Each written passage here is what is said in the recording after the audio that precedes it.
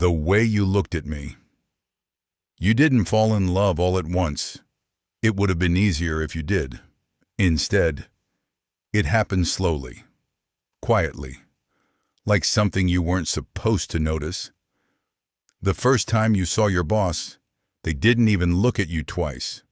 Just another employee, another name on a list. And honestly, that's all you thought they were, too. But life has a strange way of changing the script. It started with small things. Good job today. A simple sentence, but the way they said it, like they meant it, not forced, not routine, real. And for some reason, that stayed with you longer than it should have. Weeks passed. You noticed how they always walked into a room with control, but around you there was something softer. Subtle, but there. They'd ask about your day. Not your work. Your day. No one does that unless they care. Right? One night changed everything. It was late. Too late. The office lights were dim, the silence heavy. You were alone, or at least you thought you were. Still here? Their voice broke the silence. You turned. There they were. Tie loosened, sleeves rolled up. Not the boss everyone else saw. Just them. I could ask you the same thing, you said. They smiled. And that's when you noticed it. They weren't looking at you like an employee. They were looking at you like you mattered. There was a pause. One of those moments where time stretches and everything feels louder. The air, your heartbeat, your thoughts. I worry about you staying this late, they said. Worry, not responsibility, not your obligation. Worry. Your chest tightened. Why? You asked, almost afraid of the answer. They stepped closer.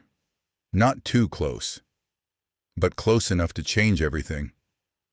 Because they hesitated, like they were fighting something inside themselves. It's hard to pretend I don't care. And just like that, everything made sense. The looks, the conversations, the way your name sounded different when they said it. You should have stepped back. You should have reminded them and yourself of the rules. But instead, you stayed. Do you know how dangerous this is? You whispered. They nodded. Yeah, a beat. But do you know how rare this feels? That was the moment. Not when they spoke, not when they stepped closer, but when you realized you didn't want them to stop. Love doesn't always arrive loudly.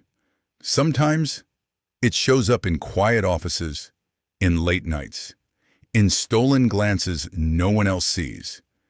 It builds in the space between what's allowed and what feels impossible to ignore. And as they stood there, looking at you like you were more than just part of their world, you understood something terrifying and beautiful at the same time. This wasn't just a crush. This wasn't just admiration.